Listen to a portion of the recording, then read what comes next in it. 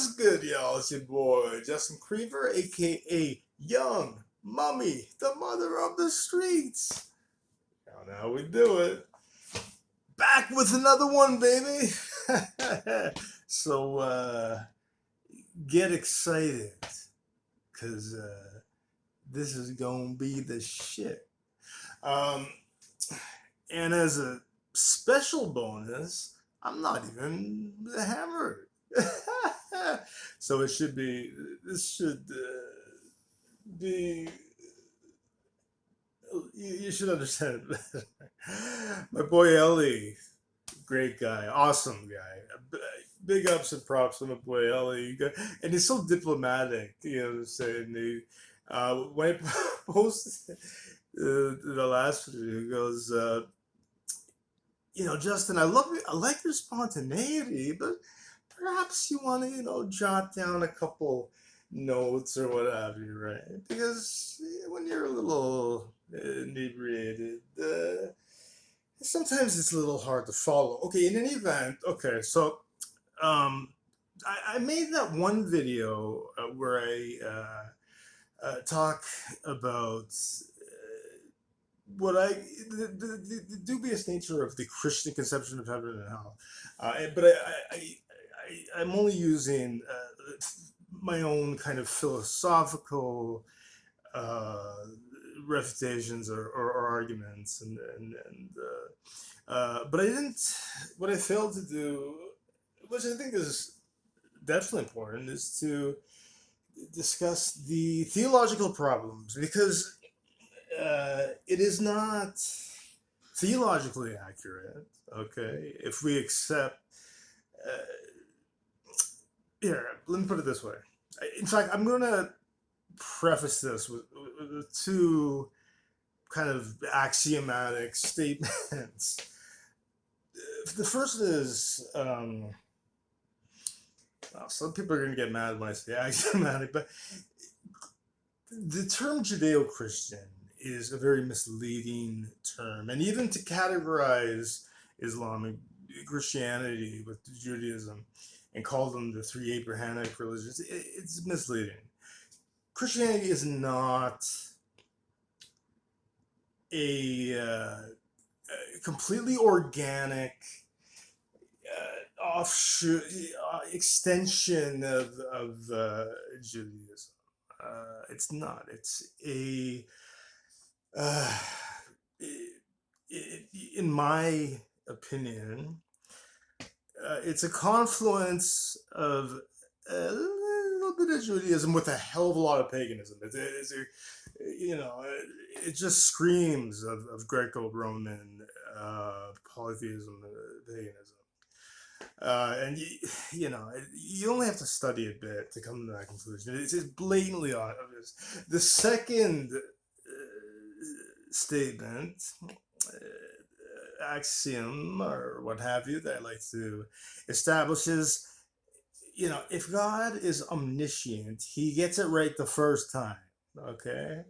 Not the 26th time or 46th, 8th time. You don't say. So that necessarily means that the 5 books of the Torah are the most accurate. That's the words of God. Okay. And despite never mind. So Christian theology is completely not inconsistent with it. Okay, so let's talk about what we were talking about, heaven and hell.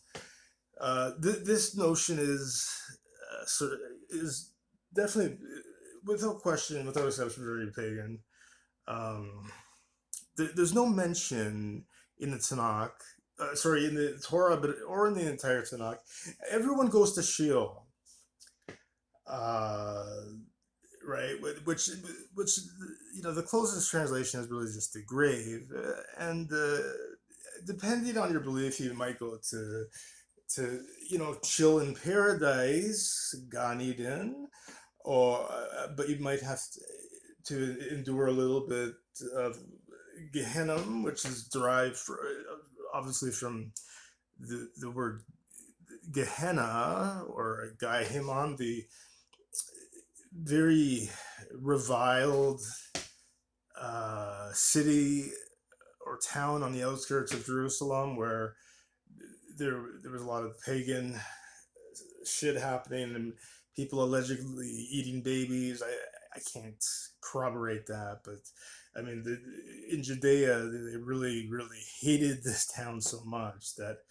Um, Now I do want, yeah. So okay, where was I?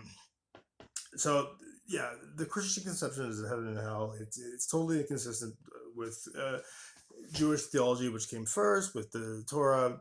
Um, you die, you go to Sheol, and you do your Gehenna if but you could only stay. It's not like the Christian hell. You could only stay for an absolute maximum of 12 months. Okay, uh, and it's supposed to be it's restoring. Okay, it's to uh, get you ready for what's supposed to come, which is, is it called the Olam Haba? I think the Messianic age. Okay. Now, if you can't, if you can't do it, cleanse yourself within that 12 days, then you're destroyed because the Jewish God, Christians claim to believe in this God, but they completely pervert everything. Is not a God of condemnation. Condemnation is okay. If you want condemnation, be a Hellenic pagan. I don't know. Like, what do you want? You know what I'm saying? Uh, so yeah, it's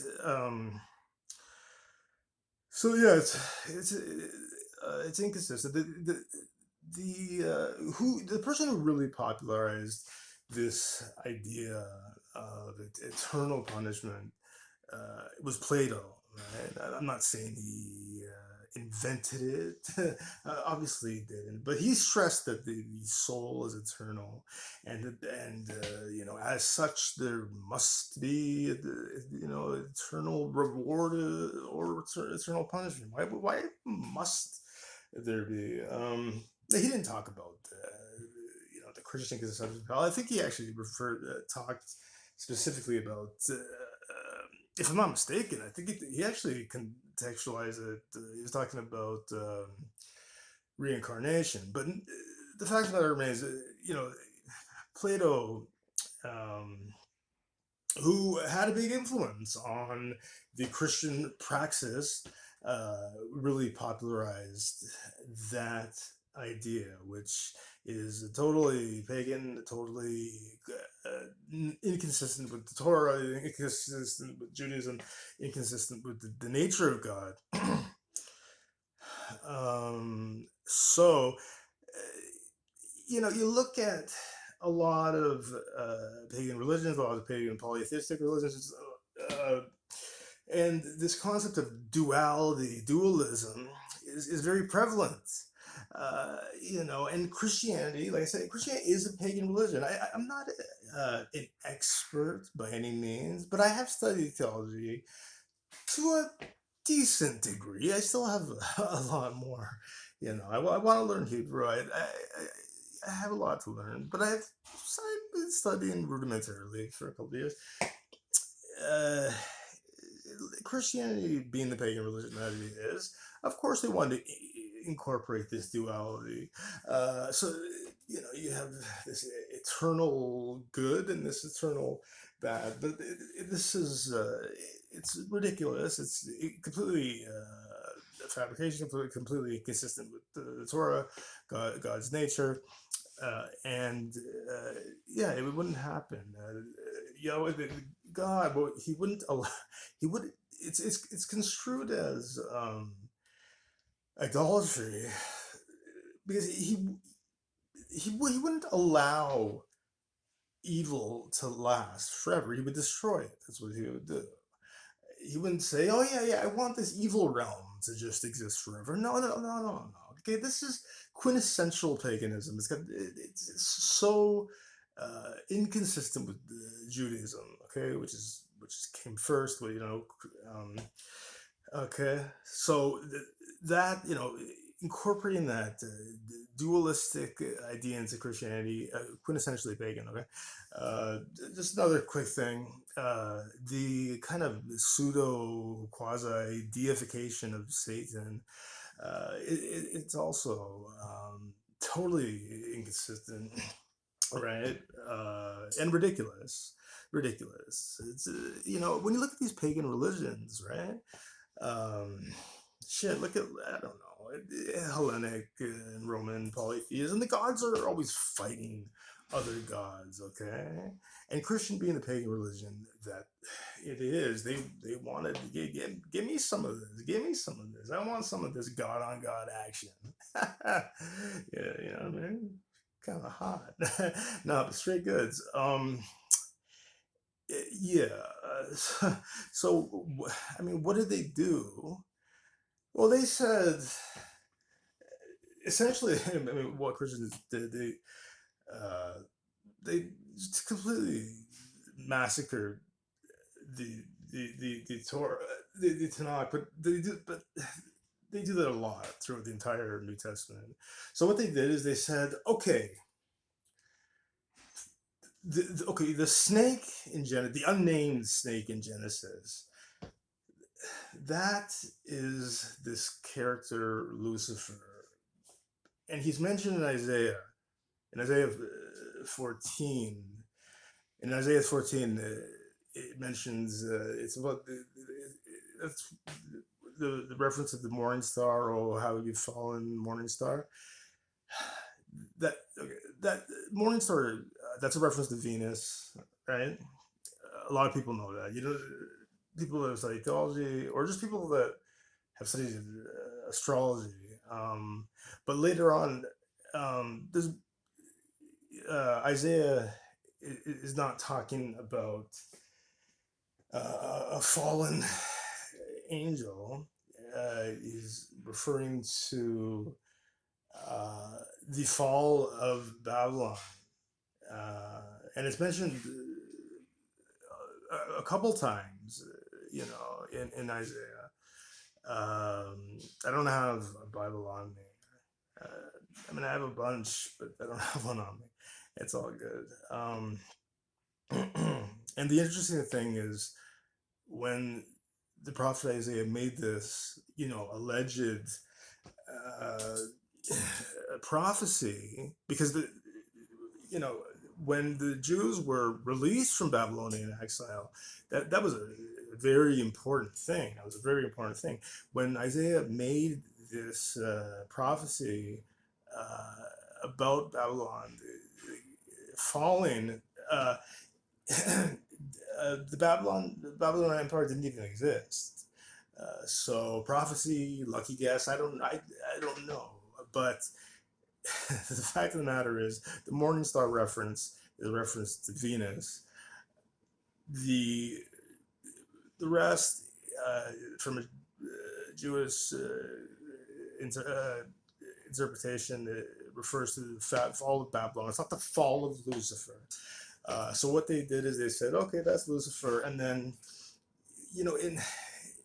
in Job, and in, I believe it's Zechariah, I think that they have Satan mentioned, Satan, right? And or it says Ha Satan, meaning the adversary. He's pretty insignificant. He's just an angel that God uses to help judge people's piousness. You know, Technically, he's not even named. Satan is not a name.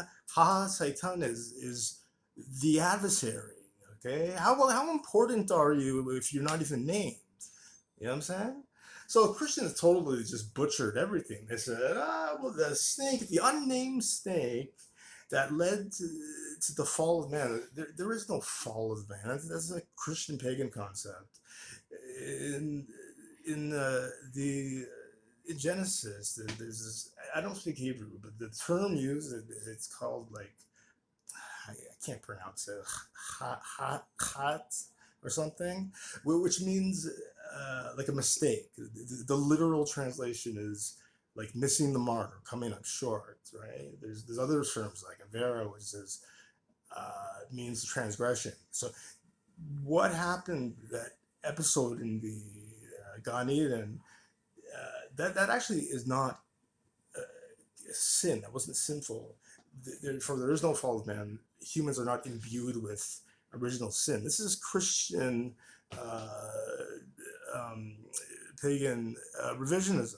Okay, so you got um, yeah, I could add, I could add more. I'm trying to go fast to fit everything in, but the bottom line is in the other video I talked about, I made some philosophical refutations.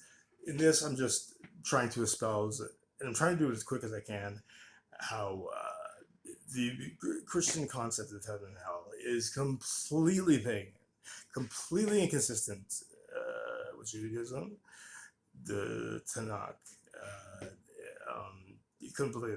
Okay, and that ridiculous thing they did with, oh, we're gonna manufacture characters. Oh, this guy is Lucifer, and it's there was a big fight in heaven with he took 1/3 of the angels. Like, what the fuck? Fighting an omniscient God? What is it? What kind of pagan bullshit is that? That doesn't happen. Angels don't even have free will anyway. What the fuck is that? I mean, it's just so quintessentially pagan, you know. Okay, I'm sorry if I went too fast.